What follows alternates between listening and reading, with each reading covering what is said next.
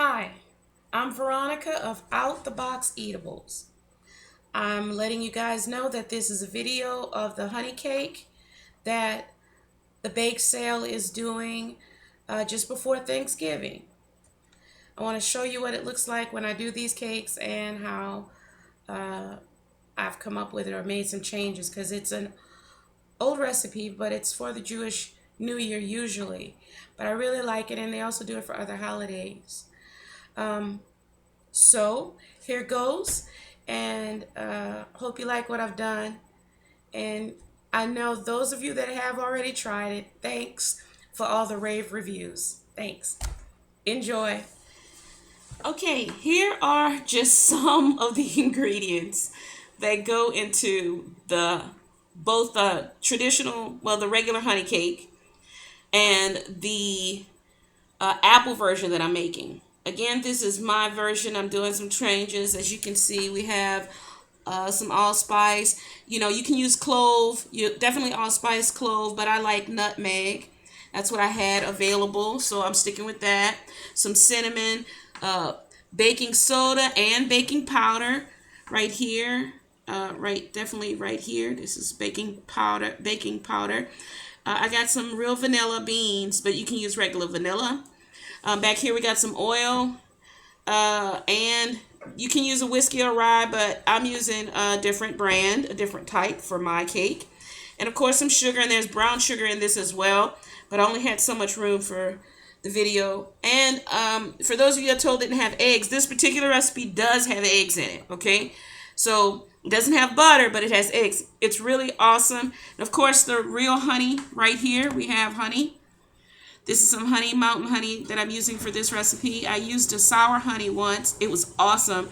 So I'm trying a different brand. I'm testing out different honeys in the Tennessee area that they have at the market. And so this is actually raw, real honey, which I like the raw, real sugar, which is really awesome. Don't have to use so much. Okay, these are the ingredients, and I'll actually give you a little listing, which should be running across the screen as I'm talking. So you can check that out. Always pause and stop, and that's it for the ingredients. We'll show you more in a moment. Okay, now what I forgot to mention about these particular cakes, this cake, or these cakes rather, are really wet batter. They're really liquidy, so there's a whole lot of liquid. So you can use coffee, which is what I'm going to be using, a coffee, or you can use a strong tea, but coffee. Also orange juice, as well as the other liquid like the whiskey or bourbon or rye, whatever you choose to use. And if you need water, but there's no milk in this. So the liquid that you're using is basically the coffee. You're using a strong coffee, and this is coffee grounds. This is community coffee, although I put it in something else, a jar. Love my community. It's really nice. Got chicory in it. So that's what I'm using. And like I said, you can use orange juice, but I'm leaving that out. I'm allergic to it, so I won't be putting orange juice. You can also use strong tea. So that recipe has a lot of liquids in it. So it's a really liquidy batter. It's not a thick batter. Okay, enough of the liquids. The next segment piece that I'm showing you is what I do is I don't really buy brown sugar most of the time. I make it. So what I make brown sugar with is regular sugar and, or natural sugar or whatever, but some regular sugar and molasses. That's all brown sugar is molasses. See that? And sugar. So you can make your own. You can use raw sugar or regular sugar. I had both on hand, and since I had a little bit left of the brand from a New Orleans brand that I like, I'm using that up, and then it'll just be all raw natural sugar going forward. However, this is just as good. It's from sugar cane, and that's what I'm using. So I added the molasses, and what I normally do is just kind of add it gradually, and that's what makes the sugar brown.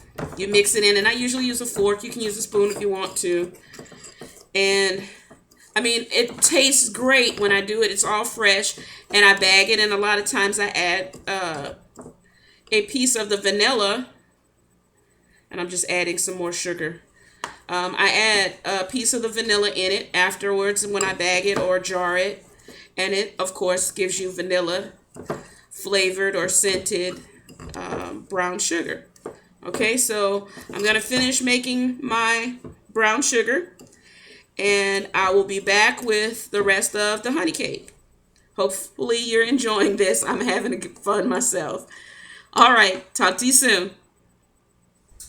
Okay, now we're ready to assemble the ingredients for the traditional or the regular honey cake that doesn't have the apples in it. Basically, what I'm going to do in this segment is add the ingredients. The only thing this one has is it doesn't have the apple and the apple glaze that I'm going to do for the other one.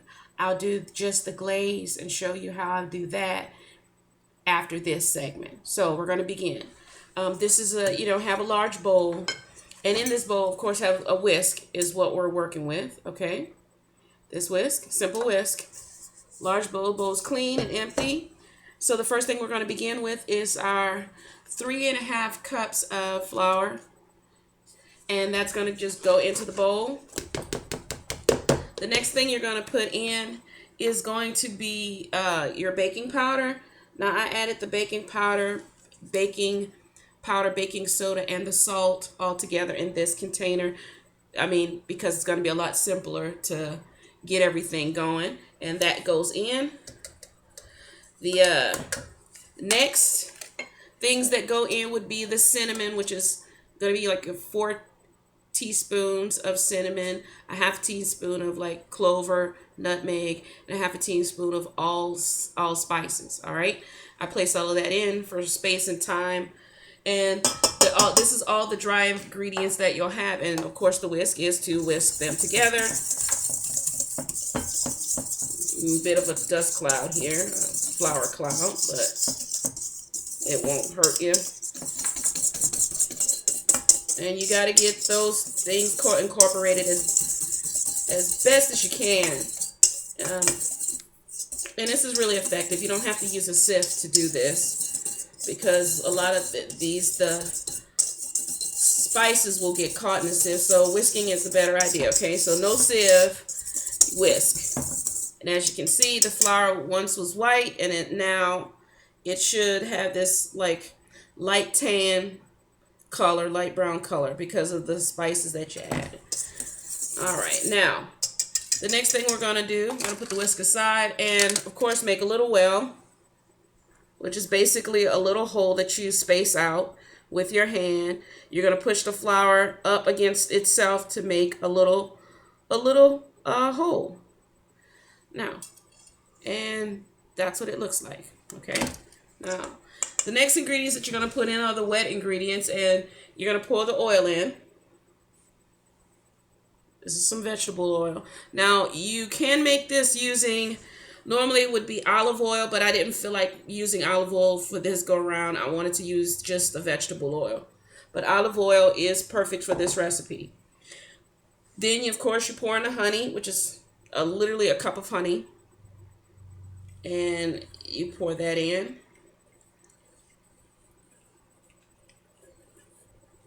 And this is kind of, for me, I like to use my hands, which are clean, of course. And it's really important that you make sure that you sterilize your hands and everything. And I kind of like doing the last drop of stuff. So my towel is far away from me, so I shall move and get it. All right, there we go. All right, now the next thing that you're going to need to add to this is you're going to pour in your sugar. And that's both types of sugar, which is my regular sugar, which is the raw sugar. Okay, this is not the brown sugar, but this is the regular sugar, which is a cup and a half of sugar. Actually, a little bit less, because I don't need it to be overly sweet. And then you add, of course, the compacted, and you press this in of the brown sugar, the one that I made earlier. You press it down to make sure it's completely leveled in your ½ cup, which is a ½ cup of brown sugar. All right, that's done. A couple of the last things. Now I made from the vanilla bean some vanilla. So it's actually going to be 1 teaspoon, and I couldn't find my teaspoon, so 2 half teaspoons equals a whole, right? I like a little bit more vanilla, so I add more. All right, and that was my vanilla bean. That goes to the side. Then you have the coffee. Yeah, I said this is a lot of liquid, so because I'm not using juice, I added orange juice. Usually is a half a cup. No orange juice in this, so I used 1.5 cups of coffee. All right, and that's what we're pouring in right now. All right, good old CDM. And we had one of the other things that we're putting in is going to be the whiskey, which is 1/4 cup of whiskey, or bourbon rather. That goes in, and then of course 3 eggs. And that's all the ingredients that go into this. I'm not gonna bore you with watching me mix it. So after I mix this, I'm gonna come back and show you what it looks like. And then we'll move on. The next time you'll see, I'll come back with the glaze and ingredient for the apple honey cake. Okay, so that's how you add the ingredients, and it looks like this. It's really, really, really, really liquidy, which is how you're supposed to have it. I'll show you what it looks like when it's blended together evenly, completely, so you can have a good idea. Then I'll be doing the glaze segment. All right, see you then. All right, here's what it looks like once you've, it's really liquidy, as you can see, really loose, okay? This is what it's, I actually did this for like 4 minutes on slow, which is low if you have a hand beater, but on your larger mixer, leave it on the lowest setting. Do it for like 3.5, 4 minutes, and this is what you should get. Of course, you stop it. Make sure that you scrape the sides and the bottom, because this is really liquidy. This is what it looks like, and here is our bundt pan. Okay, and this should be like I think it's about a 12 cup. So, which means 12. Cups, it would fill it. So I'm going to begin to pour the batter in to the flute. Nice and slow, nice and even. It's not going to fill it. I'm not going to fill it all the way up to the top. Need to reach for my spatula here. This smells absolutely wonderful. So I really enjoyed doing this cake. It's my second time doing this one. I normally am not at the first time really pleased with myself, but good gracious, this thing came out really, really good. And I know the second one is going to be even better, because I had a lot more time to really think through what I wanted to do and take my time on it, and I'm happy with this particular recipe. It works out really good.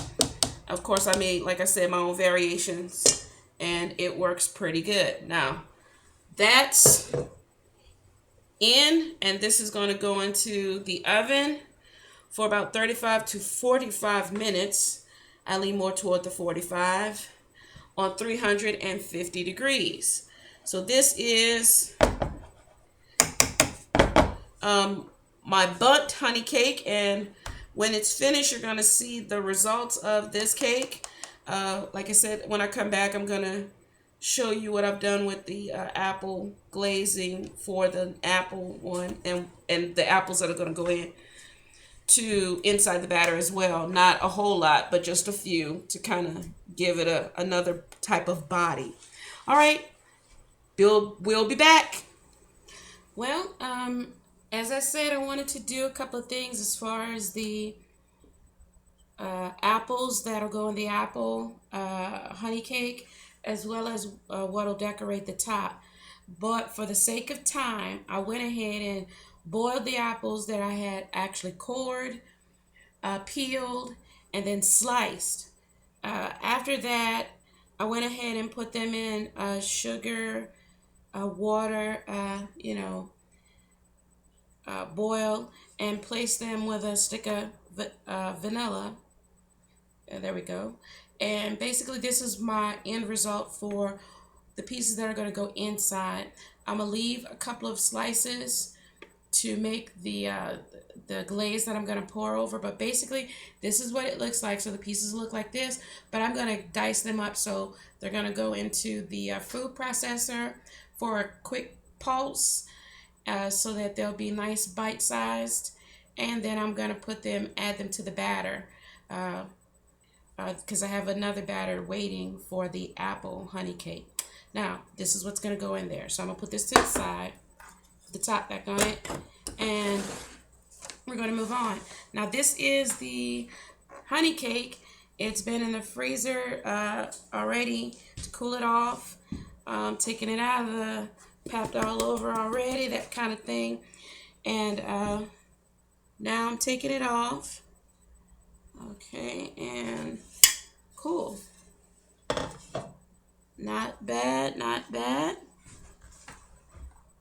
Because it's a stickier batter, and this cake isn't going to anybody. This cake is actually to see how much it weighs for shipping. Same mix and everything, so this smells really good. But we're gonna weigh it, and yeah, we're gonna move on. Now the regular honey cake without the apple gets decorated with powdered sugar,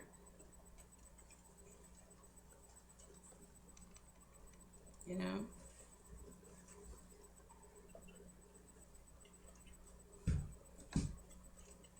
All right. And you can, do whatever you want to fill the center, but normally what I would have done if it was staying here for the holidays, I would add like a apple or something, what I put in the center, or some kind of leaf that would be festive. Okay, that's the honey cake. It's finished. That's our process, and I hope you enjoyed my little video on how I do my honey cake. All right, the last segment hopefully will be of the apple honey cake, which is pretty much the same except the drizzle that I put on it. So maybe I'll do that one, let you see it or not. I don't know. All right, you guys have an awesome holiday, and thanks for watching Out the Box Eatables Honey Cake Bake Sale. Bye.